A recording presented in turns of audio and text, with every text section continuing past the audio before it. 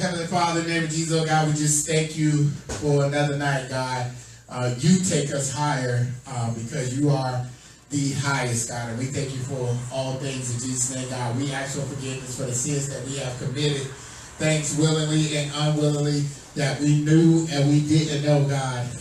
And the only reason, the only excuse we have for that, because we didn't see your face, God. But now you presented not only just your face, God, but you presented you in the flesh, which is your Son, Jesus Christ, who came and died on this earth, God, and was resurrected on our behalf with all power in his hands, God. And we thank you for that, God. We thank you for the spirit that he left upon this earth, God, to lead and guide us and to comfort us to an area back to your Son, God, that ultimately gets us back to you, God. We thank you. We love you. And in Jesus' name we pray. And let the church say amen. Hallelujah. Welcome, everybody, to Kingdom of Hearts. We are located at 2320 West Linebaugh Avenue, Tampa, Florida, 33612. It is Thursday, I believe, January 17, 2019, and everything like that. I welcome you wherever you at. Thank God for the ones that made it in the building safe and sound. God's grace is sufficient for all of us. Amen. Thank you for the ones that are on their way. Just be careful out there. It's a little dark out there.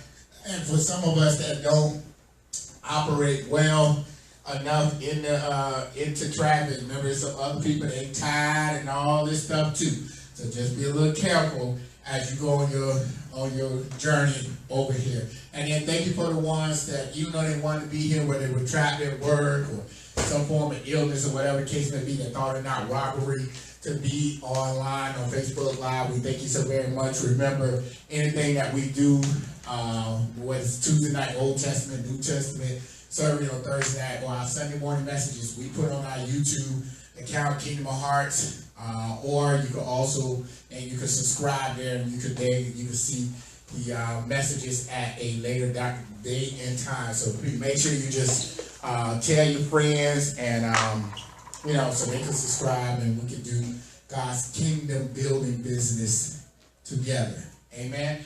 Let's get into today's or last week's review.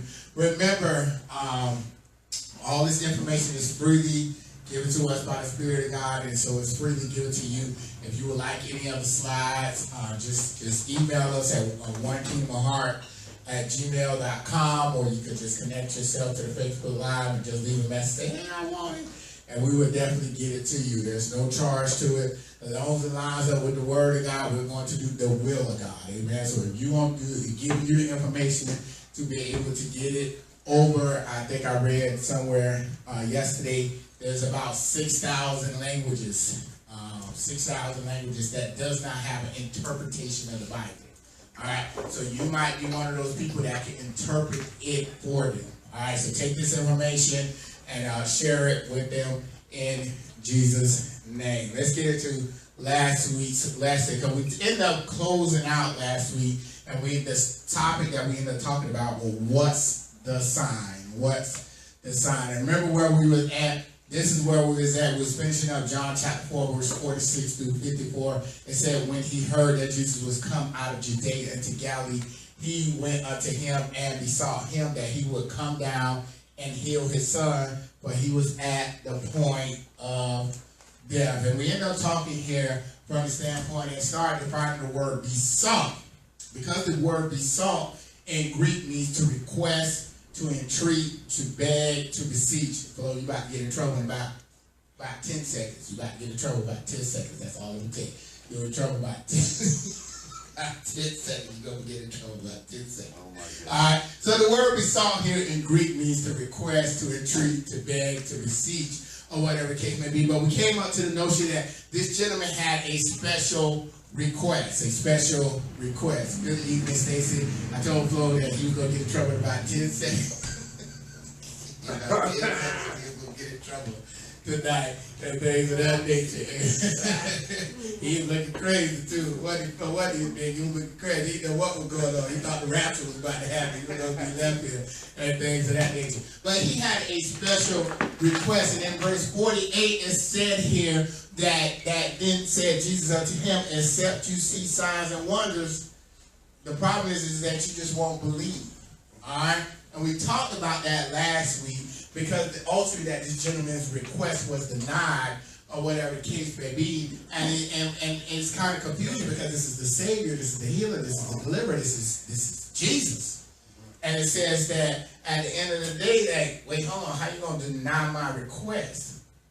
Or whatever the case may be. And we talked about it because the question that came out is, does God still perform signs and wonders? Does he? Yeah. And we talked about that a little bit last week, because we talked about sign seekers. Throughout Exodus, God has had to use signs to prove. And that's where the problem started rising, because he was proving who he was to people. He used the burning bush to get Moses' attention. He used 10 plagues to convince Pharaoh to let the children of Israel go. You know, he used the rod to prove to both Egypt and Israel that he was God. And he used the mountain once they were out of Egypt.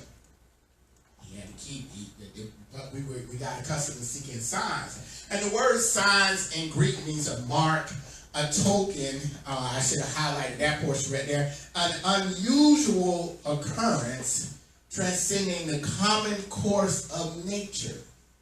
Something spectacular, special, off the hinge, or whatever the case may be, had to end up happening. And we don't realize that, because the second portion that he ended up saying here was a warning. And a warning in Greek means a miracle, which means a sign or warning that something, especially something momentous, calamitous, is unlikely to happen. That's what a warning was, or whatever the case may be. He ended up saying that at the end of the day, that there had to be signs and wonders for them to operate. And it became a problem when they were just so accustomed to it that we said, well, what was the first sign that God ended up giving, and why? That was a pop quiz that we had last week. And most people end up saying, well, the bow. And for other people that don't use the word bow, like Genesis says, they say it's the rainbow. But that wasn't the first sign. The first sign that he actually gave was in Genesis chapter 3, verse 24. And it says here, so he drove out the man, and he placed at the east of the Garden of Eden cherubims and a flaming sword, which turned every way to keep the way of the tree of life. So this cherubim and this flaming sword became a sign and a wonder to the first human beings, which is Adam and Eve. All right? But then in verse 48, he said, but if you won't believe, he said, except you see signs and wonders, you won't believe. You will not believe. And when you stop chasing the wrong things, you give the right things a chance to catch up. All right?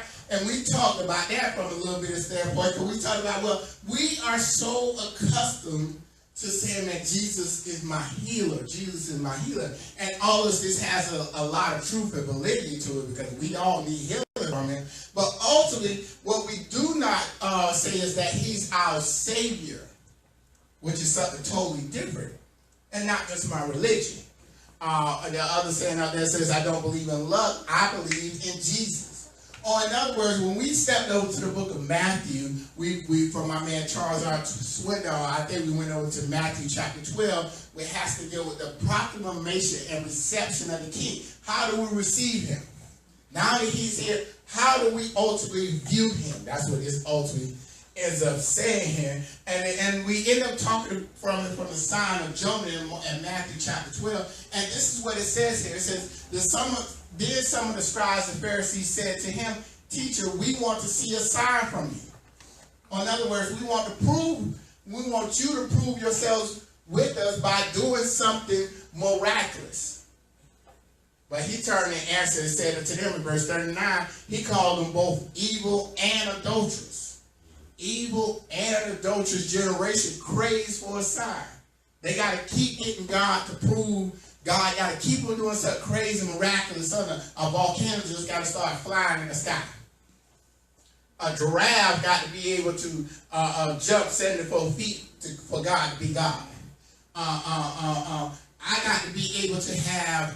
I got to be able to have the simple fact that when I wake up the next day, my account got to have $1 million, not just $1. No, it got to have. For it to be God, it got to have $1 million. $1 million. $1 million.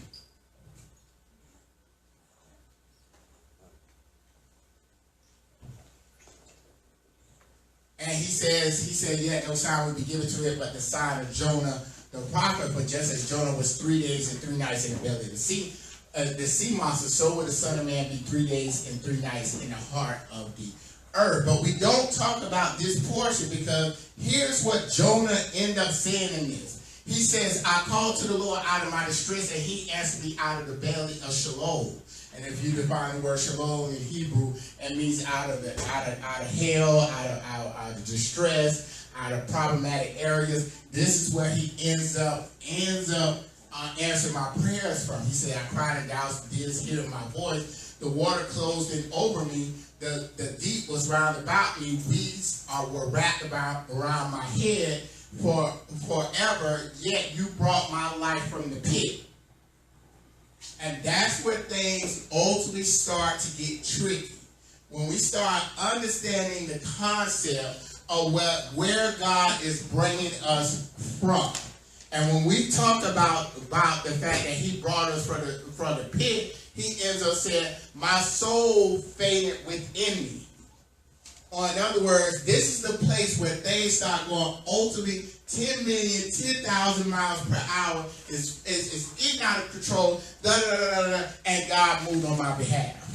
And sometimes we just don't realize the severity of what comes with that, because we don't understand that when our soul was fainting and we deserve to be in the pit, the most miraculous thing that he did was he saved us. We don't talk about that portion. But if I wake up tomorrow and there's an extra $1 million in my account, it's a miracle. Right. If somehow or another my car didn't get repossessed another day, it's a miracle.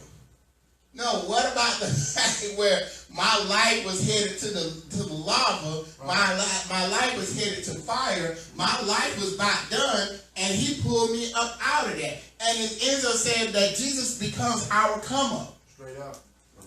That Jesus becomes our come up. No, I didn't come up because $1 million was in my account. No way, no how. I ain't get a come up because they bypassed that payment on my car. They didn't foreclose. No, I got to come up because in this place that I was in the pit, God ended up delivering me from that area right there. So when does Jesus end up becoming our come up? And he ends up saying, because you won't ultimately believe, and because he's dealing with the fact of rebuilding his faith, or building faith brick by brick. It wasn't the fact that the concern about the son wasn't a problem. It was the simple fact that your faith has you out here just wandering around, and you didn't pray, you didn't fast, you didn't read your word, you didn't church, or whatever else lines up to the kingdom business, or whatever God told you to do, and that in other areas, you know what I'm saying, that has to deal with the ultimate kingdom. And we don't realize that. So in this here flow, this look just like this. All right. And it ends up saying, trust the God through tough times. The dad left his dying son to find Jesus. He traveled at least one day It became so serious. It became so serious that he was able to leave for one day to end up leaving his child. He had a conversation that, truth of the matter is, really wasn't that edifying. And then Jesus just got his fingers or promised him this and promised him that. He just told him, you won't have signs of what? I mean, you won't believe unless you have signs of one. Then he told him, go home, your son is well. He didn't say nothing miraculous. He didn't say nothing crazy. That was the only thing that he pretty much said. And then the dad had to travel a day's journey. And sometimes we would go to miraculous areas to end up making things happen when it comes to a time of being in need. But we don't do it to the fact that what the scroll says right there. Trust that God completely means having faith that he know what is best for your life. I'm not saying that the fact that anybody's child should be sick to death. I'm not saying that your car don't supposed to be repoed. I don't say you're supposed to be kicked off that job. I'm not going to say that. But do we trust God if it happens? If it happens. And it ends up saying here that faith is seeing light with your heart when all your eyes see is darkness. That's deep right there. At the end of the day, let me tell you something real good. Real good. Faith ain't easy to have, but it's beneficial. You got to shout right, amen, right there. It ain't easy to have when stuff is just going wrong and looking crazy and I don't know this and I don't know that and yada, yada, yada, yada, yada. But at the end of the day, it's beneficial to have. Yes, it is. And if you understand that, then when something starts going wrong, sometimes you just probably need to go sleep on the bottom of the boat while the water is going on. Knowing that at the end of the day, what Paul ended up telling him, he said, let me tell you something. I can tell you this, I'm supposed to go to Rome. And because I know we're supposed to go to Rome, I know that we're going to be all right no matter what happened to this ship. A whole bunch of people end up experiencing Jesus on that day and end up getting a relationship with God, most likely the wrong way. That's the wrong way to experience God, or whether it comes to information about God, or whatever the case may be. Same thing with the people in Jonah. When that boat was acting crazy and stuff like that, and they finally threw Jonah, the Bible says, the next day it says that they started to worship God. Right. I bet you did start worshiping God. You wouldn't worship it before, but you surely did right there. Have faith that things will work out. Maybe not how you plan, but how it's meant to be. Maybe God needed to get my attention by the illness of my child. Maybe he did. I don't know. Maybe I wasn't listening when I was in church. Maybe I wasn't taking down notes. Maybe I wasn't praying like I was supposed to. Maybe I wasn't focused on the things. I was getting distracted easily, or whatever the case may be, and I wasn't paying attention. He said, well, let me just allow his son to get sick. He knew that the child was going to be all right, whether the child would have took his last breath or not. That's still God. If you let him in the kingdom, that's all your concern should be. Maybe it ain't got nothing to do with the child. Maybe it has to do with you. And we have to realize that, because at the end of the day, the nobleman said unto him, sir, come down, my child died. Jesus said unto him, go thy way, thy son liveth. And the man believed the word Jesus, word that Jesus had spoken unto him, and he went his way. So this one for you. Don't ask God to guide your steps if you're not willing to take the walk. You got to take the walk. God, if you're going to line and stay up, just point me to my path. That's all I got. That's all I need to do. If you lining it up, that's what Michael accurate fit. So what is yesterday, today, and forever becoming part of God's ultimate story? And here it is. The man just like us dealt with problems that become unbearable, which should lead to actions being taken place. In other words, we just got to get our own way. Amen. We got to. There's no solution to that. If we never get out our own way, we still going to be dealing with the struggles of yesterday. I'm not saying it's easy. I struggle with it myself. But maybe I need to sit back and say, that ain't working. Right. That just ain't working. Look at what we need to do today. The man seek answers from the answer, knowing the answer will give the right answer. Don't feed your mind with negative thoughts. If you do, you will come to believe them. In other words, he didn't talk to his homeboy, he didn't talk to his cousin, he didn't call his mom on the phone, he didn't even talk to his wife at that second. Right. I gotta go talk to the man, because I know the man can fix this. Right. I got to. There's no solution behind it. And therefore, our tomorrow, the issue of realizing the value of faith should be a one-time event, a time of it, and we have to understand that having the knowledge that God provides us through His Spirit is the most powerful thing that we can have. It's better than money, it's better than gold, it's better than silver, it's better than cars, it's better than houses, it's better than everything. And some people that have everything is so miserable.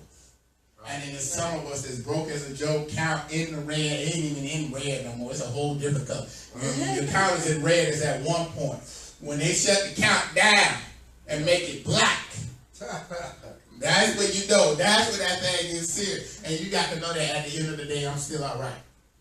Everything is going to be all right. I think we finished off right here. And as he was now going down, his servants met him and told him, saying, thy son liveth. So in other words, he had a total one-day travel, whether that's 24 hours, a little bit more, 23 hours, whatever the case would be. This man had to travel, and he had to believe or trust or have faith on the fact that whatever Jesus just told me is going to happen. And when I get back there, it got to happen. He can't have no negative thoughts. It don't matter if there was a lion in there about to attack him. He had to tell the lion, look, you got to sit down because my son lived. If he ran across a poison avenue and started breaking out his arms and legs, he said, I can't handle that right now. My son liveth. And when you have that at the end of the day, that whatever the word of God says it is, that's what it's ultimately going to be, you can make the journey. He said, so the father, it said, then inquired he of them the hour when he began to amend or start getting better. And he said to him, yesterday at the 7th hour, the fever left him. So the father knew that it was at the same hour in the which Jesus said to him, thy son liveth, and himself believed. Not only that when Jesus told him that the son liveth, it was at the point where his faith activated that my son liveth. You have to recognize when the time when God speaks to you and you actually operate into that, knowing that the fact of the matter is that point right there changed this whole type of atmosphere. And it says here, and this affected his whole house. His whole house believed. This again, the second miracle that Jesus did when he came out of Judea into Galilee. So we needed to just to the fact of realizing that we have to build faith in areas that we just can't control. It's funny because at the beginning of the story, it said that his son was sick unto death, and in verse 52, it ends up saying that it was a fever. Right. We couldn't identify it beforehand. We couldn't identify the illness beforehand, but now he just needed some Tylenol and some fluids, and without all of a sudden it's a fever now. Right. Everybody understand that. Before we didn't know what it was. It was just that he had an illness unto death. Right. And now we know it's just a fever. See what faith does? Faith and let you end up seeing what it really is. What it really is before we get all emotional. All right. We got done with John chapter 4 verse 46, and we finished up right there. We need to save that right where it's at, and we picked up right here. In today's section, we start a new section today, and you can write this down, that Jesus being rejected, but this is the first time. He got rejected. Oh, he did. In Jesus' name, he got rejected. Man, Jesus rejected for the first time. Where we go from this, we just got done with John chapter 4. That means we should be going to John chapter 5. That's where we should be going to. That ain't right. We're going to Luke chapter 4 from a chronological standpoint. This is what it ends up saying here. And he came to Nazareth, Luke chapter 4, verse 16 through 30, where he had been brought up. And as his custom was, he went into the synagogue on the Sabbath day, stood up for to read. And it was delivered unto him the book of the prophet Isaiah. And when he had opened the book, he found the place where it was written, the Spirit of the Lord is upon me, because he anointed me to preach the gospel to the poor. He has sent me to heal the brokenhearted, to preach deliverance to the captives, and recovering of sight to the blind, to set at liberty them that are bruised, to preach the acceptable year of the Lord. And he closed the book, and he gave it again to the minister, and sat down. And the eyes of all of them that were in the synagogue were fastened on him. And he began to say unto them, this day is the scripture fulfilled in your ears. And all bear him witness. And one that the gracious words which proceeded out of his mouth. And they say, is not this Joseph's son? And he said unto them, you were sure to say unto me, this proverb, physician, heal thyself. Whatsoever we have heard done in Capernaum, do also here in the country. And he said, verily I say unto you, no prophet is accepted in his own country. But I tell you of a truth, many widows were in Israel in the days of Elias, when the heaven was shut up 3 years and 6 months, when great famine was throughout all the land. But to none of them was Elias sent, save unto Sarepta, a city of Sidon, unto a woman that was a widow. And many lepers were in Israel in the time of Elias the prophet, and none of them was cleansed, save Naaman the Syrian. And all day in the synagogue, when they heard these things, were filled with wrath, and rose up and thrust him out of the city, and led him into the brow of the hill, where the city was built, that they might cast him down headlong. But he passed through the midst of them, went his way. You probably you could tell there's a couple of references of some prophets here and things of that nature for future reading. If you just want to get a head start on what we're going to ultimately talk about, you probably can just do some cross-referencing. Well, who is this prophet here? Pick up the concordance, see where it's at, read a little bit about them, who that prophet is, things of that nature may help you as we dig into this. Let's talk about this for a second, because never waste your time trying to explain who you are to people who are committed to misunderstanding you. You ain't got to prove nothing to nobody. I ain't got to tell nobody, hey, you know what? I'm a bald man. Prove it to me. If you don't want to open your eyes to see there ain't no hair on my head, you know what? This conversation over with. I ain't got to take them to the barber shop. I ain't got to show them the raise at my house. I ain't got to show them pictures from 1985 when I had hair everywhere and all this stuff. I ain't got to know before and after pictures. If you just gonna keep misunderstanding me, just keep misunderstanding me. We ain't gonna fight about this. We definitely not gonna fight about this. Let's break this thing down real quick. Let's start out at verse 46. And it says here, and he came to Nazareth where he had been brought up. And as his custom was, he went to the synagogue on the Sabbath day and stood up to read. Let's talk about that for a second, because the word brought up in Greek means that he was actually nourished in this place. He was nourished in this place. So we have a pop quiz. This is an old school pop quiz. Stacy probably don't remember this answer because I gave you. Well, she probably remember the answer, but she probably don't remember when I gave you. Or whatever case may be. This is one of my first series that I ended up dealing with. It says, why did Jesus grow up in Nazareth? Why did he grow up in Nazareth? Prophecy. Prophecy? Yeah. I want to say prophecy. Because you're saying why. Yeah. It has to be because someone said, he will come out of Nazareth. I know it's prophecy. I just don't know. I can't narrow down the specific scripture. Yes, sir. He was raised in Nazareth, so the scripture might be fulfilled that he would be called a Nazarene. There you go. Okay. They were like on their way. Oh, wow. And it was Joseph was from Nazareth. Oh, Stacey might be warming y'all up. I said they were on their way somewhere, and then they were. And then the king was trying to kill him, so they went off to the left. Oh, she actually got it. Remember what happened when they was in Matthew chapter 2. Herod was trying to kill him. Right. All right. And then when they realized that Herod was dead and they was headed back, then his son, this is what it says here, his son, when Matthew chapter 2, verse 22 through 23, prophecy is right. Now, prophecy is right. But the reason why he was brought up in Nazareth, but when he heard that Archelaus was reigning over Judea instead of his father Herod, he was afraid to go home. This is Joseph here. He was afraid to go there.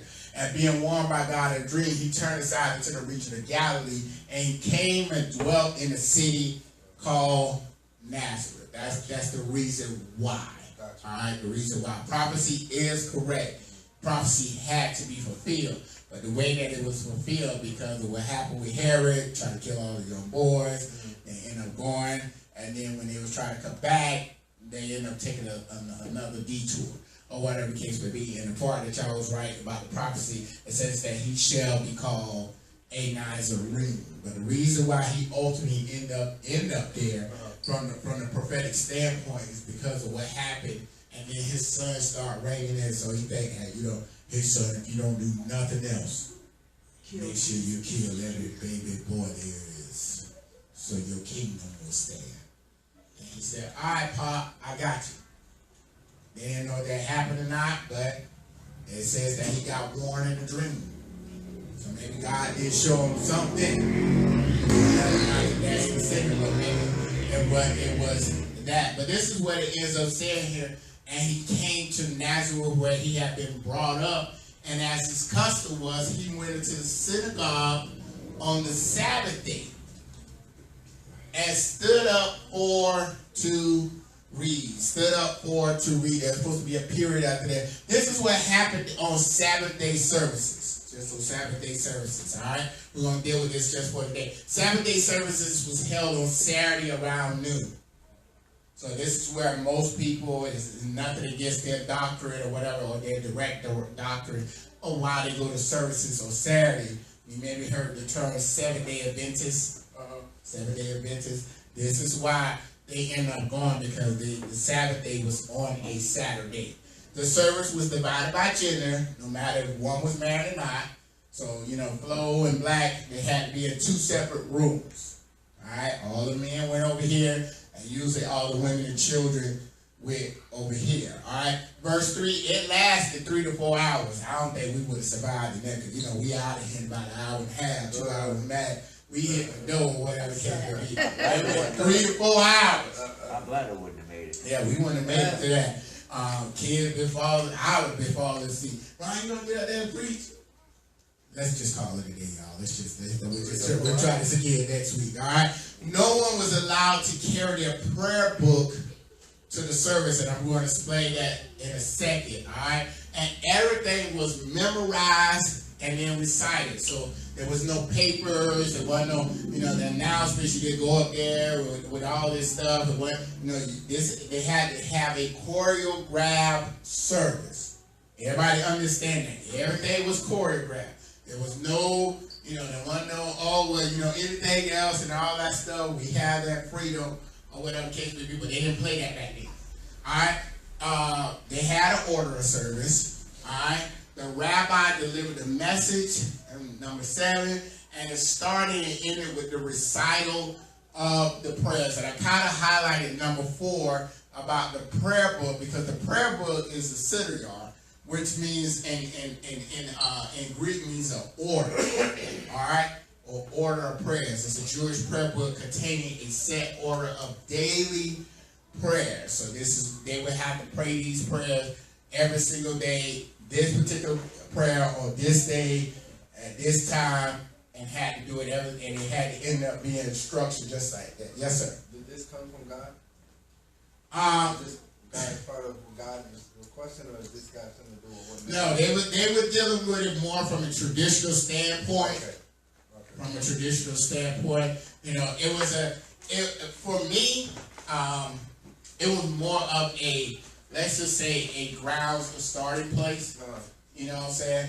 But then they start losing relationship with God because of the repetition. Because of the repetition, and as long as we do this, as long as we memorize the book of law, you know what I'm saying, then we don't have to worry about grace and favor and all this stuff. We don't need no savior and all this stuff like that. But they had a book, January 17, 2019, Pray That's Prayer. January 20th, 2019. And, but this is what their actual book is. I think I have it on another slide. I'm going to say it, if I have to say it again, it's fine. They actually read these books from right to left. We read from left to right. So that's why, like that red book, it will open up to the right, where our books open up to the left. All right? But it's called the city yard. But what we're going to end up talking about today is the Sabbath day itself. All right? Yes, sir. This is a quick question before you move on from the prayer. Yeah. There's nothing wrong from using there's nothing wrong with using a prayer out of the Bible if you're just like starting Right, to learn. right, But once you develop your style of praying, you should always just do it. right. Prayers are at the end of the day is your communication to God. Yeah. Right. Or whatever the case may be. So even though it's good, like, Jesus told this is the model prayer, our Father which is in heaven, hallowed be thy name, thy kingdom come, thy will be done. Those are good. We should at least try to hit those points. Yeah. You know what I'm saying? But just saying that particular prayer every single day will ultimately just become repetitious. Right. Repetitious. There's no relationship building with God. It may fall on your heart. You went and seen whatever you saw today, you know what I'm saying, and God say, you may feel, man, I need to pray right now. Is that a time to say, our Father which is in heaven, hallowed be thy name? Right. Yeah. You know what I'm saying? So when we talk about relationship with God, when we end up talking about another time, when we get to that about the effectiveness of what the prayer is supposed to be, what prayer is supposed to be towards God with your ultimate communication, or whatever case may be, a book like that should be, at least in my opinion, should be a starter book. It's great. It's great if you don't know what you're doing, if you're unquestioned about your relationship. But, 20, 30, 40 years down the line, if you can't commune with God, that's a problem. I'm going to say every 24 hours if you can't commune with God, that's a problem. But, 24 to 50 years worth of church, you still can't just pray, just commune with God and tell him the things that's on your heart. That's a concern to me. Yes, sir. And that's the problem I had when I was in Islam. Yes, I sir. was struggling and stuff, and I was praying 5 times a day, washing up, saying the same repetitious prayers over and over and over again. And I'm like, God, I know you love me. I know you see me doing everything I'm supposed to do. You got to show me something. What's going on? Mm-hmm. It's At a that relationship. point, that's when God, introduced me to a brother who helped me get saved, and I felt the Holy Spirit. Right. Oh, not a repetitious prayer, Right. but just giving my life to Him and being sincere about what I was saying. Yeah. And repetition, although it is not ultimately bad, it just doesn't put you to the level that you're supposed to ultimately be with. We do things, repetitions on our job every single day. You know what I'm saying? But we do that to what? Satisfy the boss. To make sure that we don't get in any trouble or whatever the case may be. But what if it has nothing to do with just trouble anymore? Just ultimate relationship. All right, now Jesus Christ has came and he's died and resurrected and on the Father's right side. Now what? What you gonna do? You still go, our Father which is in heaven, hallowed be thy name, thy kingdom come. That's kind of repetitious. It just be relationship or whatever the case may be. I'm not saying some people believe that you're supposed to be able to pray X amount of days and X amount of times or whatever the case may be. What if I meet my quota at that time? What if I do? You tell me 5 times a day. I really need to talk to God on the 6th day. Do I say, hold up, God, you gotta wait till 12 a.m. before I can come to you again? That's not how that works. We have to be mindful of that. Let's get into this Sabbath day talk, because the word Sabbath day actually has an origin in Hebrew. All right, even though it's in the New Testament word when we define it by a concordance, in Greek it actually comes from a Hebrew word. It's not that particular word there. And there's 5 things to know before you need to learn to read Hebrew. Now, I'm not telling you to ultimately read Hebrew. It is a great language. You can learn and start a lot. But when it comes from our transliterary statements and how we're going to end up understanding the Bible greater and having a greater relationship with God, there's 5 things that you need to know before you learn Hebrew. Hebrew reads from right to left. I knew he was going to come up with that. Hebrew was originally written without vowels.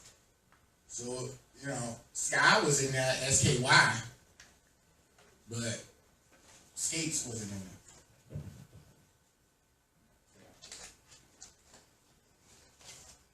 Hebrew uses letters as numbers.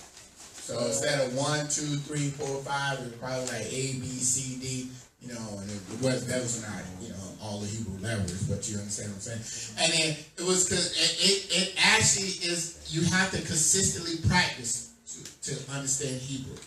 So this is why we stand up Sunday after Sunday, Old Testament after Old Testament, New Testament after New Testament, because even though we may struggle saying the words, but actually getting to an understanding that there is a language that was originated back then to understand it. You have to practice it. There's a lot of people that don't have a concordance. All right, this is my problem with it, you know, when it comes into ministry. And then remember what sparked your interest about Hebrew. You know, of course, we just get back to the place of origin. What was his original origin when they were talking about this? So the Hebrew origin is that action mean is defined as a Sabbath day, is defined as the seventh day of each week, which was a sacred festival in which the Israelites were required to abstain from all work. That's what it means. That's what it is. Its Greek version, going back to suggest the Hebrew origin means that. But this origin has a primitive root origin. Like it's just not about just the Hebrew origin itself. This Hebrew word, once you get into this Hebrew word, actually breaks down further than that, or whatever the case may be. And already might start shouting when I start talking about this, because this Hebrew word doesn't mean just resting from abstaining from the Sabbath day. It actually means rest. It actually means rest. So the Sabbath day, or he taught on the rest day, on a day to rest. He ended up talking. He ended up teaching. He ended up reading on this particular day. The word rest in our English dictionary means the refreshing quiet or repose of sleep, refreshing ease of inactivity after exertion of labor, relief or freedom from trouble, anxiety. Rest means mental or spiritual calmness, which makes a lot of sense. Tranquility. Rest means cessation or absence of motion. It means music, an interview of silence between tones. To be at ease, have tranquility or peace. Bless you. That's what rest means. Yeah, that's what it means from my English standpoint. But look at this, because and God blessed in chapter 2, verse 3, and Genesis is where we get the origin of rest from. And God blessed the seventh day, but he sanctified it. He set it apart, because that in it he had rested from all his work which God created and made. Now, I'm not going to get into at least this particular passage, but we need to talk about the Sabbath day, and not only from that standpoint, but reference it to our standpoint to today, because he said that ultimately that he ended up talking on a day of rest, and these people actually came into the service on a day of rest. All right, look at this, because this is basically my week. This Monday. And then there's Monday number 2, and then there's Monday number 3, and then there's Monday number 4, and then we come to Friday, and then Saturday, and then I get back to my pre-Monday. Right.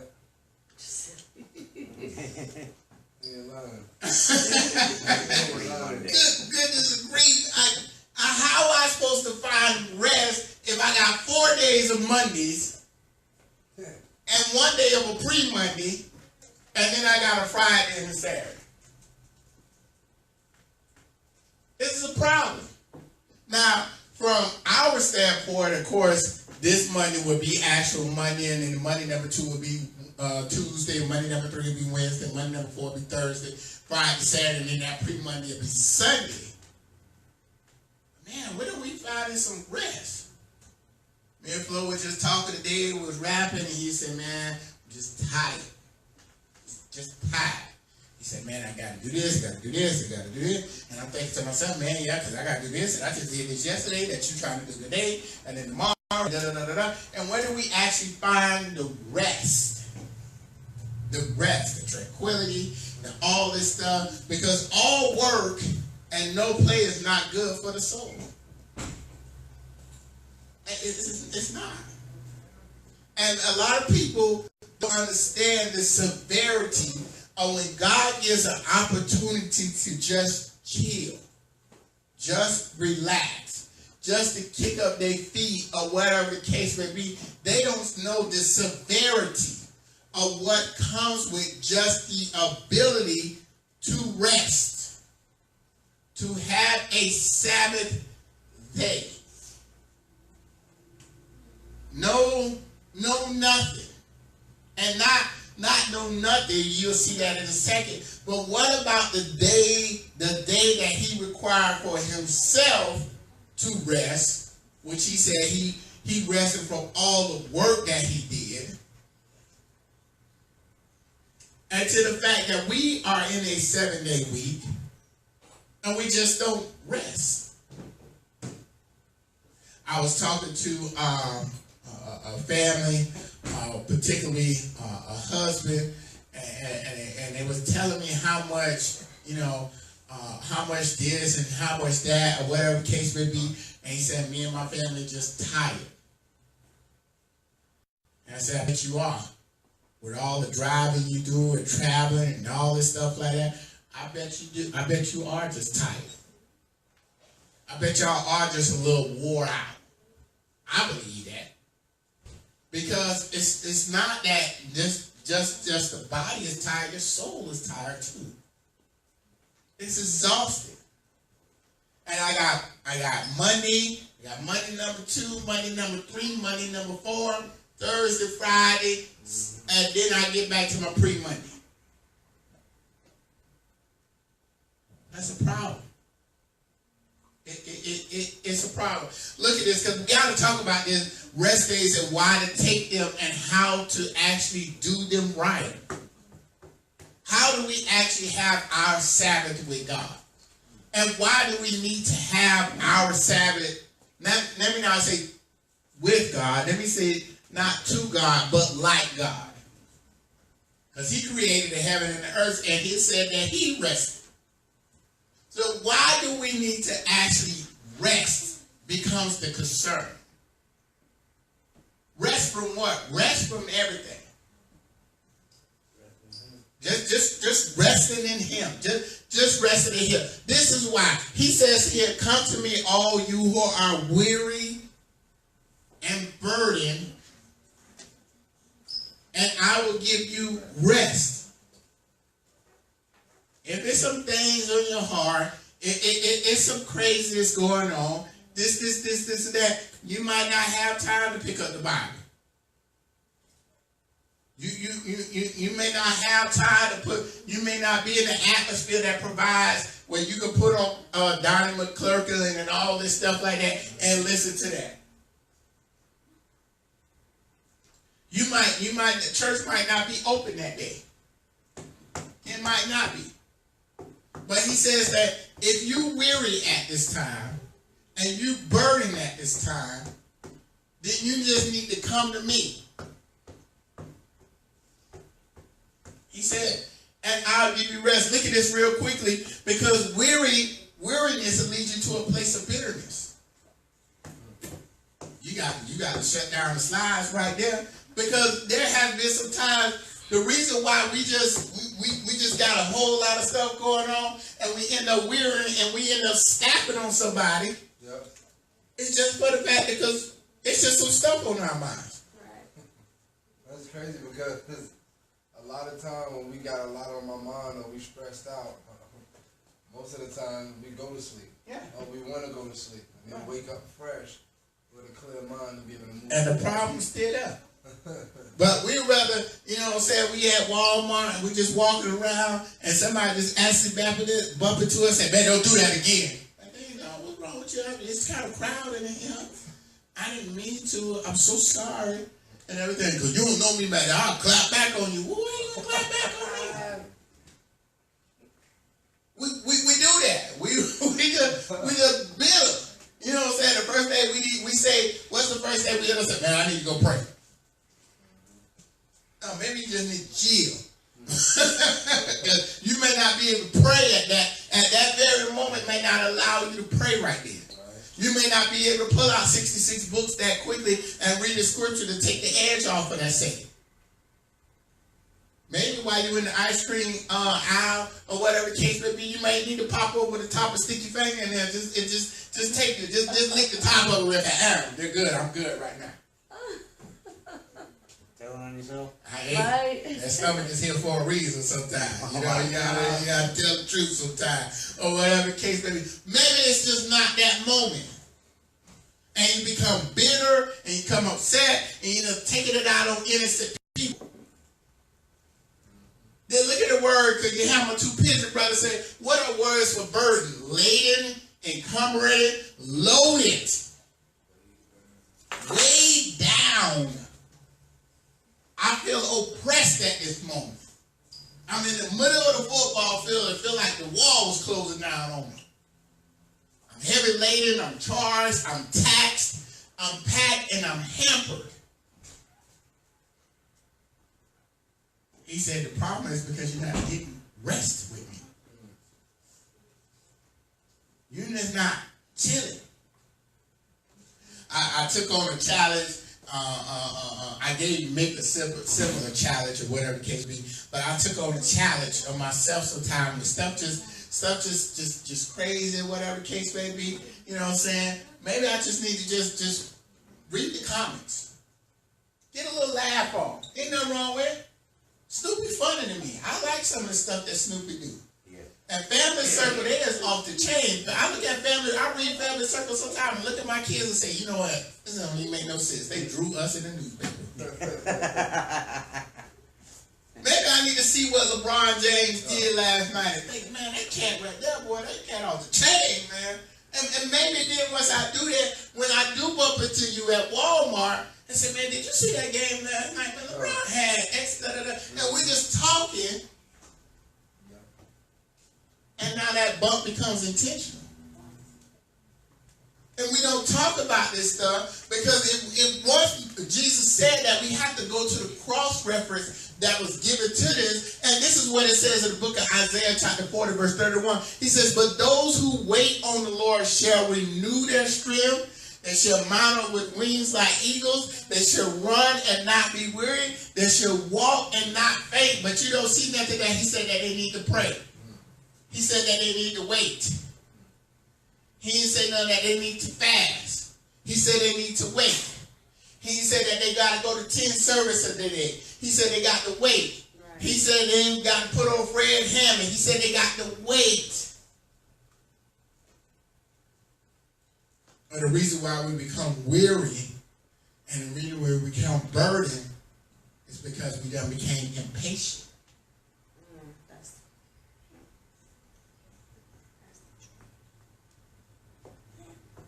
It's funny because even though there's a book there and it may assume to look like the Bible, and maybe it's not that this person is reading. But look where they're at. They are in heaven. Look like they overseeing the beach there. I know I got exciting, brother. You ain't got to tell me. Me and you and the Holy Ghost in this thing today. You saw he started tapping his head when I said the beach in heaven. He started dabbing his head like that. But sometimes we don't realize the severity of just the fact of just waiting on the Lord and what it actually does once we wait. Once we become patient in this. Father God, in the name of Jesus. Maybe you don't have an opportunity to pray at that moment. Maybe you don't have an opportunity to fast. Maybe you can't read the book of Jonah at that moment or reference Genesis at that place. Maybe just the fact of the matter, you just need to take a chill pill. You know what, let me go put on, you know what I'm going to do? I'm going to go put on me some doggone Fred Hammond and see and let him minister to my soul. What if my phone dead? What if I try to reach out to Mick or whatever the case may be and he actually rested? Well, I'm going to talk to Mick today and see what happened because he always got words of encouragement and things of that nature and Mick sleep. What you going to do then? What happens? So we need to reference this because we need to talk about it because it's a word in there and it says the word shall. Shall, it offers suggestions. It offers, it volunteers, it gives instructions. Look at that. Shall also gives promises. Oh, we don't want to talk about the word shall that actually brings upon confirmations. The model verb shall is not much used nowadays. It may still be found in formal speeches in some legal documents. The most common use of shall in everyday English is in the questions that offer or suggest. Shall I or shall we? It brings upon a question, but it doesn't give us an answer. We don't use shall to answer stuff. We shall renew our strength. We shall be able to run. We shall be able to walk. We shall.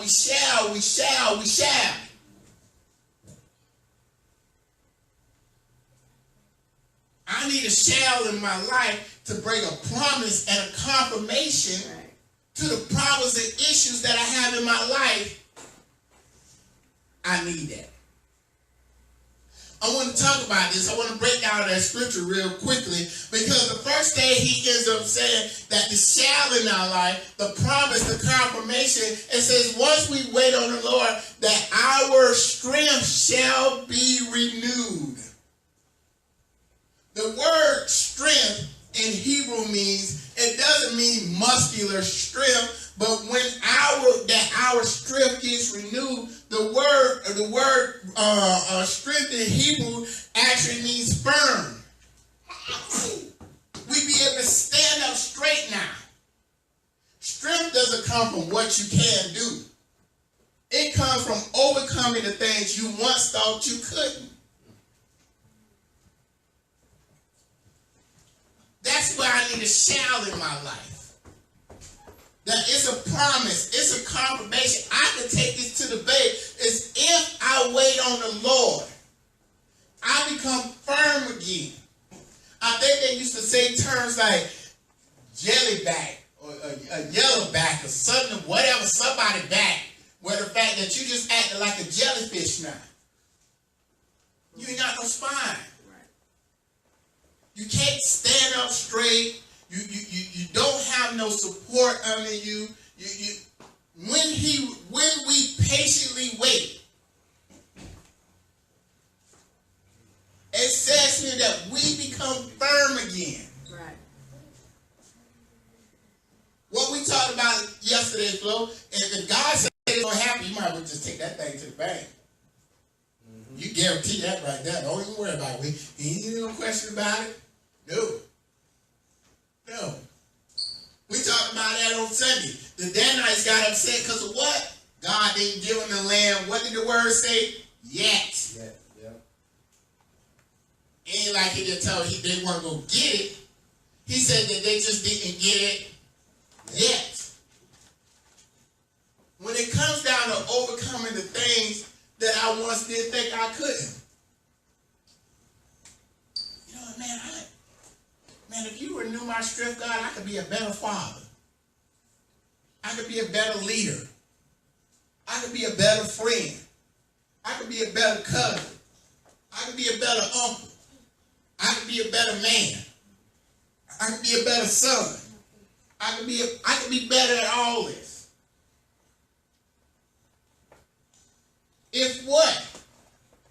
If I patiently wait. I'm not saying I don't want it right now, but I do. But before I go mess this thing up, maybe I need to just take a chill pill. And now you need to rest. Look at this next thing, because he said, ends up saying here that they shall mount up there. Why y'all put the chicken wings up there? Why They you did. They looking right. They look right too. They look right. Because he said we shall mount up the wings like eagles and fly. No, he didn't. If we patiently wait, we shall be able to mount up our wings like eagles and fly. If we patiently wait. That's what he said. I ain't too much of them, I ain't gonna be able to fall. And he says here, if we mount up our wings, if we patiently wait on the Lord, we shall be able to mount up our wings and fly. And what it actually means here, wrong button. It actually means here that this is the scripture says, Father, we thank you especially for letting me fly this flight. For the privilege of being able to be in this position. To be in the wondrous place, seeing all these many startling, wonderful things that you have created. when the eagle was able to mount up their wings and fly, what they was able to do is to be able. A broken wing didn't take them nowhere. And some people complain that that they can't do nothing. Yes, you can. Go take a walk. That's boring. That might be what you need is boring right now. Go ride a bicycle. Go to the park. Ain't nothing wrong with the park. Well, I promised the kids I was going to take them to Disney World. That's the promise that you made. That's between you and them. But you probably just need to go to the park and shoot baskets. Yes, sir. The problem that at least I have, and I know maybe a lot of people, but I'm speaking for myself, and that I still struggle with sometimes, is like my faith is strong when everything is rolling right. Yes, sir. Even when some That's all of things, it. even when some things go wrong, my faith is still strong. And when there's some things that you just, it's just wrong, and you just don't see. For instance, I'm short on rent $500. I need to have it by 2 days. Right. Right then and there, my faith starts to slip. Right. And it's because, like, okay, how am I gonna get this 500 in 2 days? Right. But God gonna just drop it. Right. But somebody's gonna come through somebody else. So instead of me still staying focused on the fact that I know God is gonna take care of it, Yes, sir. my problem is not knowing when and how. Right. You know And what I'm that, saying? well, don't say your problem, say all of us. Yeah. Yeah, clarify that. Put me in the list. and I think all of us here. But you know, the problem is that we don't take the times when he's just trying to show us things to actually be able to embrace what God is about to do. It's not a question whether God, God is going to come through it at that time, but maybe he's going to give you a peace of mind by just taking a quick walk. Or maybe even just going in the car, putting the windows down, and just driving around the block a couple of times. Right. Or maybe to the fact that going to the park with the family, seeing the kids running around and things of that nature. I think the movie, what's that movie with Will Smith and the little boy? What was that movie called? Not his son of Jaden. Yeah, with his son Jaden and God. Oh, you talking about who? After Earth. Before that, when he was the businessman. The businessman. And there was a time he was selling the thing. Something with happiness. Who? The Pursuit of Happiness. Pursuit of Happiness. That's what it is. And remember, he ended up selling the thing, and he said, just this one day we just go get a hotel. Yeah. And we went to the beach, and he watched his son, and he didn't know what tomorrow was going to bring. Yeah. But he took the fact that he had the ability to do this right now, and not just worry about what tomorrow brought forth. I think that's a Bible scripture. I might be wrong. Only worry about today. Don't worry about tomorrow. That's what it ends up saying. Because tomorrow will be itself. It will be the day. But we don't take that ability. Maybe we need to do like our kids do, what we fuss at our kids to do on Saturday morning. All right, go in there, fix you some cereal and milk and watch TV. And maybe we need to go there, fix us some cereal and milk, and just watch TV. Yes, sir. It's crazy because a lot of the times we're in situations because of disobedience. Absolutely. Because of the choices that we make. That's it right What we there. fail to realize is that situation we in, that we put ourselves in, no longer is just about us. Yes, sir. So having faith is important because as a Christian, as a person that's mirroring Christ, there's people that's watching. Yes, sir.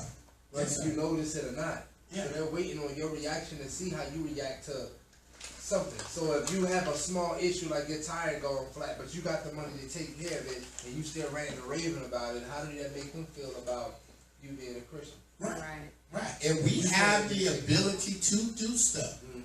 When God gives us the ability to do it, he may just tell you to go home and lay down, go take a nap before you do something silly or stupid.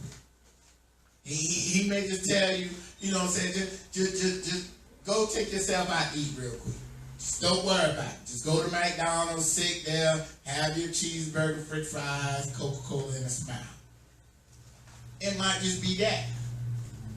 And God can work in any particular way to show you that at the end of the day, when you patiently wait on me, when you properly rest with me, and see what I'm trying to unfold in your life, before you end up doing something, you got to see the fact that I'm still God. Look at this, because he said that if you patiently wait on him, if you rest in him, that they should run and not be weary. They should run and not be weary. And run is live life, don't stress. Get through what comes to you, pass the test. You have your ups and your downs. Or in other words, you're not going to be perfect in everything. Your smiles and your frowns.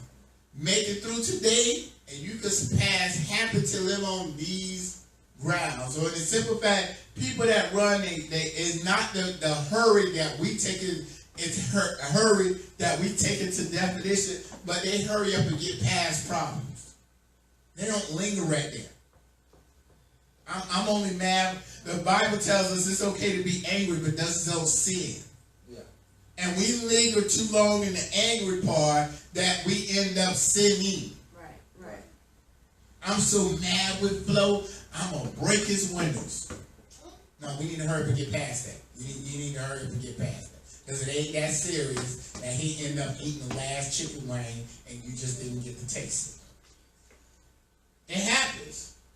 We need to hurry up and get past these emotions, get past these feelings, and realize that life itself is more important than just that object. Stress is a killer. It's one of the #1 killers on this earth. Heart attack, diabetes, and stress. Yes, sir. It's crazy because I can get past an issue with someone else. Mm-hmm. But when I'm the cause of my own problem, sometimes that's the hardest thing. Mm-hmm. Not beating yourself up so much because you're trying to have a balance of not taking God for granted by saying, okay, well, we all fall short. Right. But at the end of the day, you trying not to let it beat you up either. Right. But you're still stuck in that situation. So with somebody else, it's easy to let that go because you're not around the person that caused it. Right. Or even if you may have caused it, you still putting it on that person. Right. I'm mad at that person. They're not around, so I can forgive them because I'm not around them. Right. When it's something that you're battling within yourself, that you put yourself through, it seems that that's always harder to get over. Right. We seem to drag ourselves down. Right. When it's something that we caused. Yeah. But when it's something with somebody else, it's easy to get over because you're not around that person. Right. But we have to still be able to forgive ourselves. And it's crazy because that's a problem in the Christian community. And and it says that our Father has forgiven us. How many times shall a man fall short? Or how many times you should forgive him? Sometimes that old man yourself is the person that you need to forgive. How many times you got to forgive yourself? 7 times 70. Yeah. And if you keep it counting, you need to go 70 more. And then 70 more until you realize that at the end of the day, I'm an imperfect person that need a perfected God to get past this stuff. Yes, sir. Yeah, I'm glad we're talking about this. I just realized I have no idea how to do any of that. Me either. I mean, literally, I have the most time on my hands than anybody in here, and I just realized I probably want to beat myself up the worst about every little thing that I fail at, which only drives me to fail worse because I'm so stressed out about why can't I overcome. Because I don't know how to overcome the right way by resting in Him. I have no idea what that even means. That's it. And it's crazy. It's simple. It is. It's simple. Make it seem so. Just patiently wait. wait. Patiently wait. Patiently wait. Your boy, you can go outside. Patiently wait. Patiently wait. Memorize the book of Nehemiah or patiently wait. I'll just patiently wait. I'll take that part out. Because if you say Nehemiah and I don't get it right, then you're going to say the book of Jeremiah. And then you're going to say the book of Lamentations. And then you're going to say Ezekiel. Then you're going to say Isaiah. And Lord, have mercy. I'm just learning what this Bible stuff is. And we just don't want to patiently wait. It's crazy. He tells us that we'll be able to run or hurry up and get past it. We'll be able to mount up, or we'll be able to see what God is doing. We will be able to do the next step, which I think is crazy. He said we'll be able to walk. We'll be able to walk. And it's crazy because if we hurry up and run past this, That means when we end up beginning to walk, we can avoid the word walk in Hebrew means that we actually avoid drama.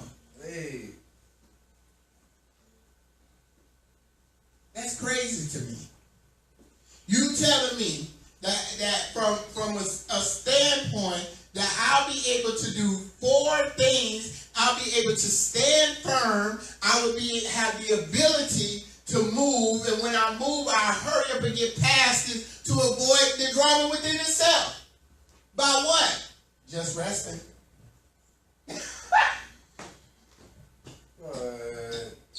I'll be able to stand firm with the ability to run to ultimately end up walking to avoid this problem. And people don't know how to rest. You should have shouted right there. They don't know how to just chill. They don't know how to just go see Avengers. What's the next Avengers Endgame? They don't know that. They don't know that.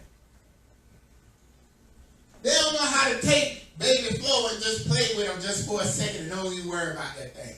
That's because we always was taught. Hey, you just gonna shout out and you just got all upset. That brother need prayer. I did, and I ain't raised my hand. I just started talking. Go ahead, Flo. You scared, man. Go ahead. What you gotta say?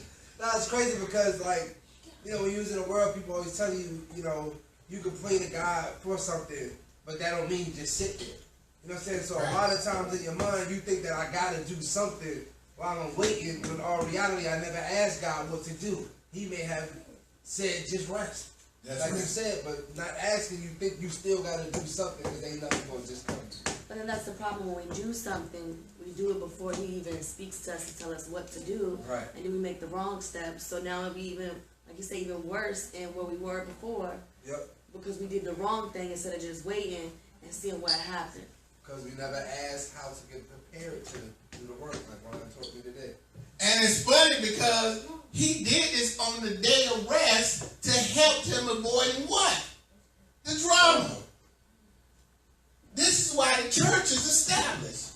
We have the ability to come and learn God's word, to be able to operate for our 4 Mondays. We have it to be able to operate for our 4 Mondays, but we can't even get to the pre-Monday because we're not coming to the place where rest is at. Right. If you just really think about it, from any standpoint of the Bible that you have ever read, not just heard, but ever read, and a light bulb came on that particular scripture, you said, maybe that is something I need to correct. Maybe the problem ain't just fornication. Maybe the problem ain't just lying. Maybe the problem ain't this. Man, I ain't know I was stressing out. I ain't know I was worked up over something that I have no control of. The Bible tells us, Jesus told them, you know, saying, why you worry about yourself? What man can change how tall he is or how short he is? And he says, cubic. How many people understand that? If you can't change the fact of whether you're going to be tall, short, black or white, orange and purple, you're going to be a male or female or whatever the case may be, why are you stressing over that? Right. Maybe I can't eat caviar today. But maybe once I do eat caviar, if I break out in highs, maybe that's why God didn't want me to eat it. In the first place, yeah.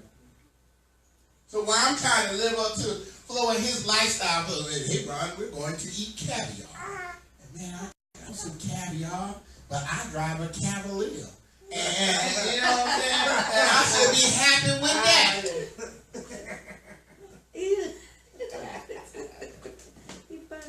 Even the baby laugh.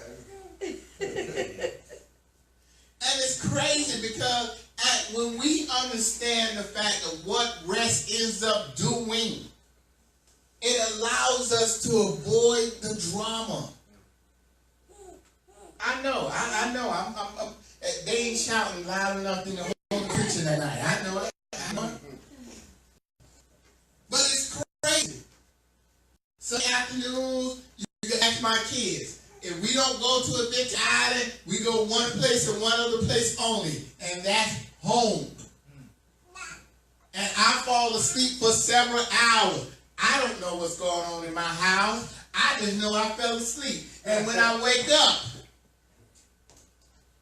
and they done partied out, or maybe Pee-wee come in there and say, well, Dad, I want something to eat. Son, there's ham, there's chicken in there, there's a beef brisket in there, there's collard greens and macaroni and cheese and mashed potatoes and green beans and cabbage and stuff like that. And explain to me why you asked me for something to eat. Because I needed to rest. Something's on my mind at this moment. Somebody asked me, well, why you be tired after church? Is it because of just the preaching? No, it ain't got nothing to do with the preaching. No, I can get through that.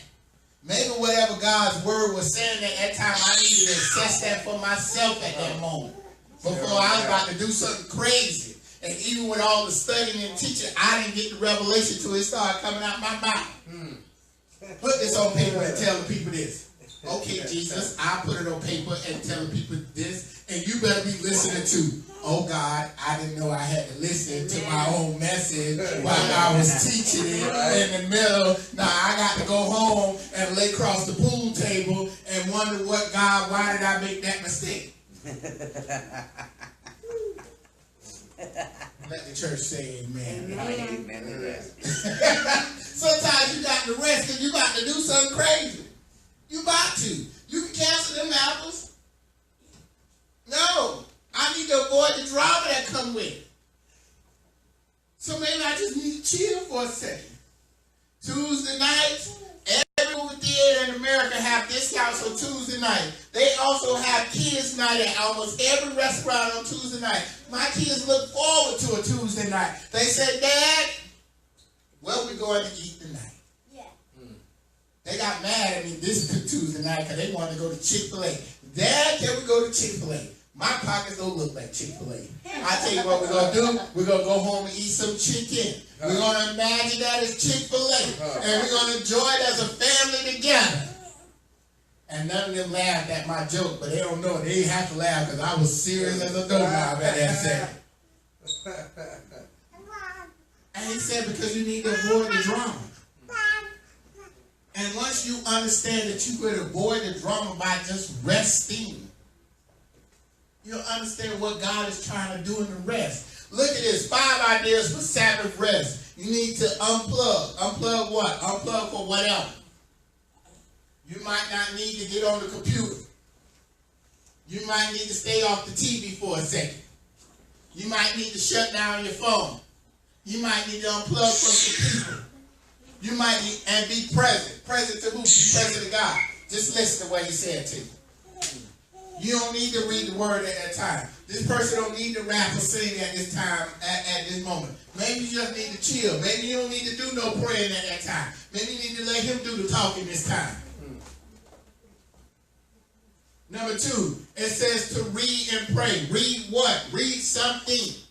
A newspaper, a magazine, a Bible, a book. Go read a sign. Go walk and read a sign. That says Limeball Avenue. Read that. Read where it says 7-Eleven. Read where it says board head meat. Read where it says open. Read where it says pizza. Read something. Read. It says to rest. Rest, what you mean? Just chill out. Go play ball. Go play cards. Go play a video game. Go play dominoes. Go play checkers. Go play. Go play. Go play. Number 4, get outside. Get outside of what? Everything. Whatever you thought you was thinking, wherever you at, somehow or another it's just not helping for you. You know when it's serious to me, when I gotta walk out in the cold and just take a walk around the block. You know I needed some rest right there if I'm going out in that cold because it just got serious. And number 5, don't shop. Don't spend no money. Don't go looking for nothing. Just chill out. You ain't got to buy nothing. You ain't got to think about buying nothing. You ain't got to do nothing. Maybe you don't need to be around people, period. Maybe you don't need to be around the spirits when they around here fighting for the last Power Ranger and Ninja Turtle toy. Maybe you just don't need to do it. And you don't. Because maybe when you go in there trying to buy the Ninja Turtle toy, you also end up buying something that's going to end up helping you be in something that you don't supposed to be. Now, I'm so stressed out that it's time. Let me go get that oil real quick. No, you don't need that oil. I don't even need to spend no money. And it's crazy. Because we don't never just fully rest in God. Fully rest. I'm not talking about the fact of doing something miraculous or crazy, but just chilling out. I personally find places where it's just calm and cool, like a park or a library or a trail or something where it's just not a lot of traffic and a lot of people that I could clearly just chill in God. Maybe I don't need to go to Applebee's that night. Maybe I don't need to go to the mall. Walmart might not be the best option either. Maybe I just need to circle around the block. Make it embarrass me one night. I went walking for an hour. I ain't got an hour worth of walking in there. I think about the block once or twice because his stomach in front of me and things of that nature. But maybe I need to do that. Maybe I need to just take a walk. Build up my stamina for a second. And if it's 5 minutes, the next time I try 6 minutes. And 6 minutes go from 7 minutes. And say, just keep going on. When all my attention and energy and actions is just for God. Look at this last slide. It says the Sabbath breath of God is the acknowledgement that God and God's people in this world are not commodities to be dispatched. In other words, we just don't have a rest of God just to call God out. It says, for endless production, rather they are subject situated in an economy of neighborliness. Or in other words, when I can't call on nobody else or chill with nobody else, I got somebody to chill with, and that's God. Right. He could be in the bed with me, it's okay. If he could deal with my snoring and he could deal with my slobbering, that's all right. He could be right there in the bed with me. We good. We okay. He just need to move over and you know, if I pass gas, you just got to smell it. God got to smell it. He just got to. All of that is implemented in the reality and exhibit of divine rest. I may not be the relationship that I'm trying to enforce to make God be in this, or somebody that's supposed to be a God, maybe not supposed to happen. Maybe I just need some divine rest. Let me see if I can just chill for a moment. You know when you rested good in God, when even when you wake up and that problem is still there, when it don't bother you no more. Right. That's when you know you got some divine rest. When the Tico bill still due, that's still gonna be due, but I'm good right now. Me and my man was chilling, and we just had a good time just being with one another. You know how it is, sometimes you just in the bed and you just chilling, and sometimes one of the kids come and lay down with you. And they don't want nothing, they just want to be next to you. Yeah. They don't care. I'm watching the scary movie right now. I'm okay. Candace room right across from my room, Nick. Right across 10 feet. She'll rather come in there, leave her room, come in my bed to lay in my bed, than to rather to be there alone with her, by herself. Nah, it's nothing better than just being with God. Let's close up here.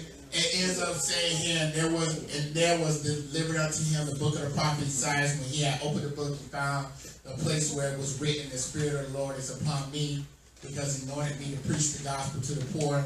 He has sent me to heal the brokenhearted, to preach deliverance to the captives, and recovering the sight to the blind, to set at liberty them that are bruised, to preach the acceptable year of the Lord. And he closed the book and gave it again to the minister and sat down. And the eyes of all of them that were in the synagogue were fastened on him. And he began to say unto them, and we'll finish that next week, we'll get the to be continued. But and right there, here's your question. Here was the homework question. What became of Ham? What became of Ham? He became the father of Canaan. He became the father of Canaan. Mephibosheth? No, what I found was, sorry to contradict you, but that Canaan is Ham. His name was changed to Canaan as he was the father of that nation. As far as what actually happened to him himself, that was what disappointed me. I could not find that. What I found is that his descendants were overrun by the Rephaim and the Anakim and some other giant, monstrous tribes that just shredded his legacy completely out. All right. Well, the first part, he became king of the Canaanites, or he became the Canaanites. That's same thing, Right. or whatever the case may be. Number two, you actually went a little too deep. Well, let me say it like this: you went deep, but not to the place that you're supposed to go. All right. So first, this is what you need to end up seeing. Yes, and the sons of Noah that went forth out of Ark was Shem, Ham, and Japheth, and Ham is the father of Canaan. Where is Canaan? Promised land. No. Ham became the promised land. Right. And it shall be when the Lord shall bring you into the land of the Canaanites. That's what became of Ham. And I'm going to end up teaching this. Oh, yeah. The promised land is the Canaanites. Right, yeah. So Ham became the promised land. And I'm going to end up teaching this, but you can look this up for yourself. Japheth, let me get this right. Japheth is the Gentiles. Shem ends up being a Jewish nation. Shem had to go into, Noah ended up telling Ham that you're going to end up serving. Yeah. If I'm not mistaken, Shem was a forerunner of Samaria. He was, so at the end of the day, that's why he kept saying to them, I'm taking you to the promised land. I'm taking you to the place where this person was originally supposed to serve you for what they end up doing. It's a deep revelation. We gotta get it to them. They end up teaching that. But that's for the point. Yeah, he became the Canaanites. But the Canaanites, because of what he ended up doing, seeing Noah, or whatever the case may be, if you read it, he ends up telling that you end up serving them.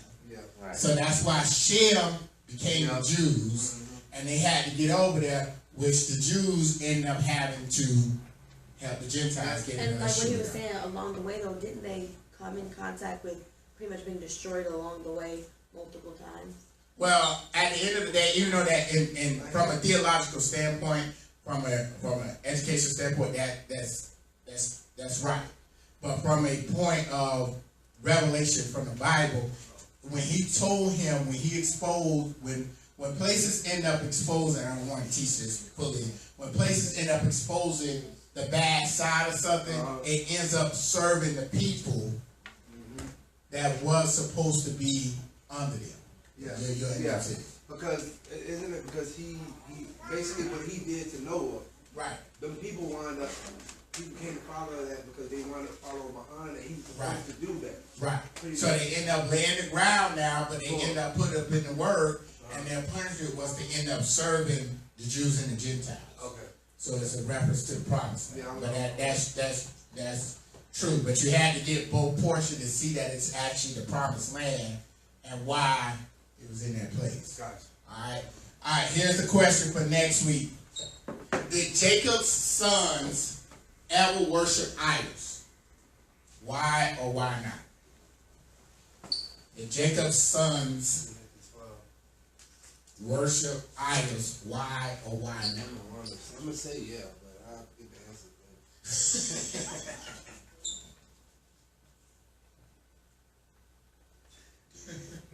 I don't know. That's a question. Say yeah. I'm gonna figure it out.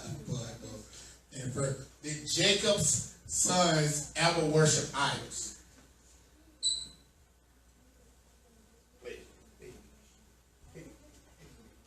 Did Israel's sons I ever mean, worship? willfully. Oh, wait. But at one point they were kind of forced to. Did they ever worship?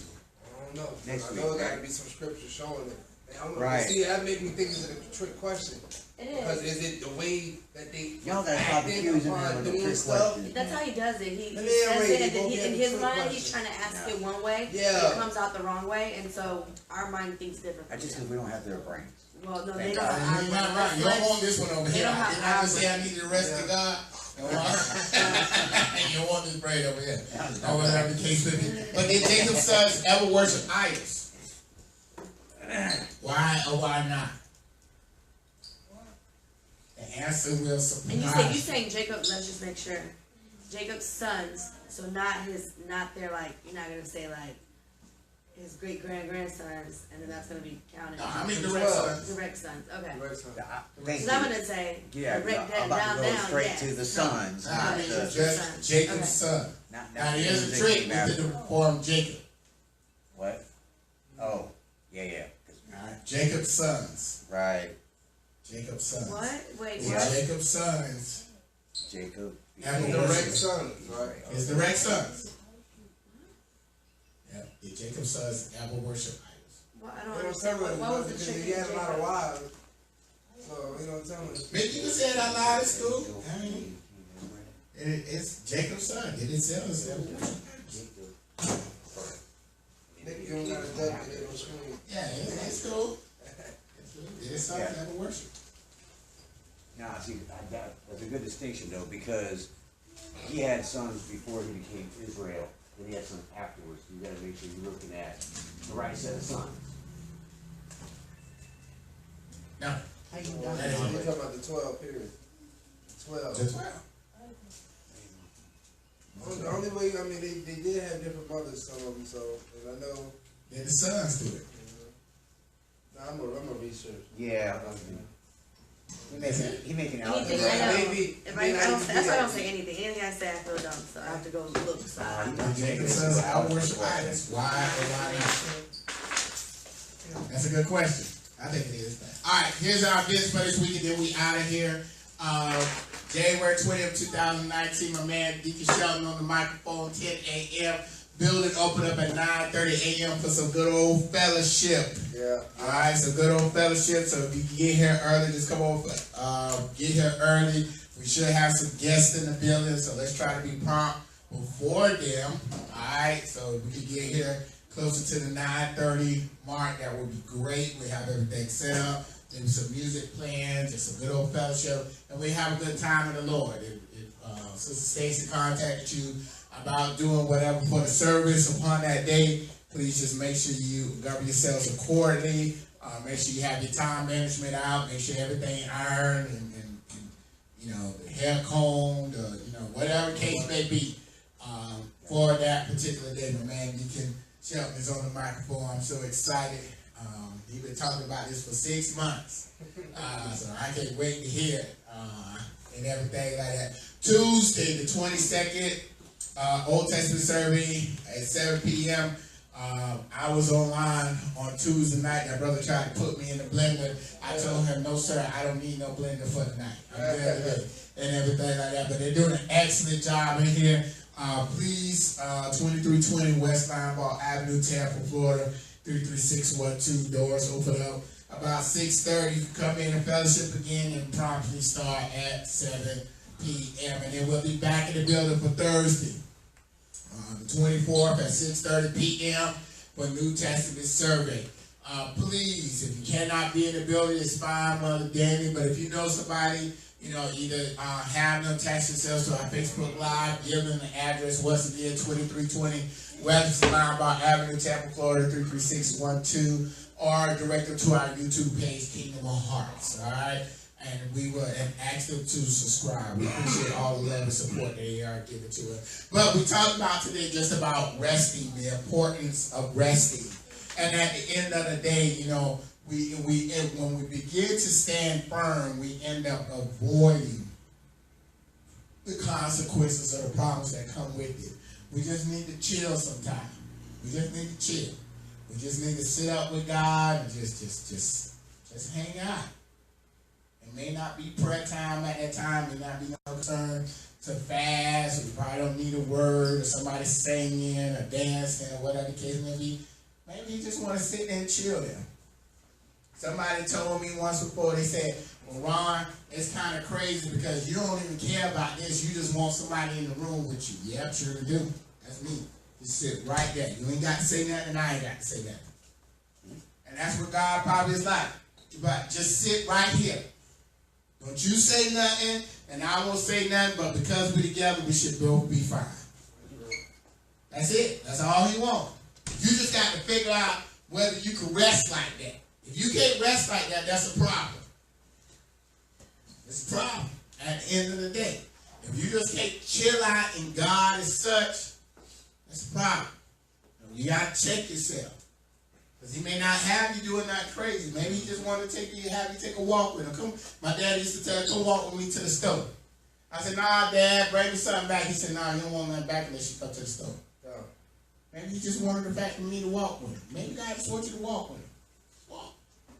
All right, we out of here. Let me go ahead and pray and get these kids out of here so they can get to school tomorrow. Father God, we thank you so very much. We never knew the importance of what it takes for us to just rest. Just rest, God. Things is not going to change at that moment, God, but because we're changing and getting overly excited and overly stressed and overly this and overly that, we're going to overly do something that we don't need to do, God, at the end of the day, God. So we ask forgiveness right now, God, in the name of Jesus, God, for all the times we just didn't take advantage of your rest, God, didn't be able to hear clearly, God, when you gave up these places so we could just rest in you, God, and get some more understanding of who you is and what you're trying to ultimately get us to be, God. We thank you for the actual fellowship, the relationship, God, that you're trying to establish through us, through your Son, Jesus Christ, God, and the ultimate rest that you're trying to give through your Son with your Spirit, God. So we thank you so very much, God, as we leave this place, God, wherever we're at across this great world, God. Don't you ever leave our presence, God. There's no way that we can sustain it, God. No way that we can understand it, God. We just won't be able to survive, God, if you do that. So, God, we thank you so very much. We love you, and we anticipate the day of being with you in the kingdom. In Jesus' name we pray, and let the church say, amen. Amen. Love God. Love God, people. And love God, people. That's We're dismissed.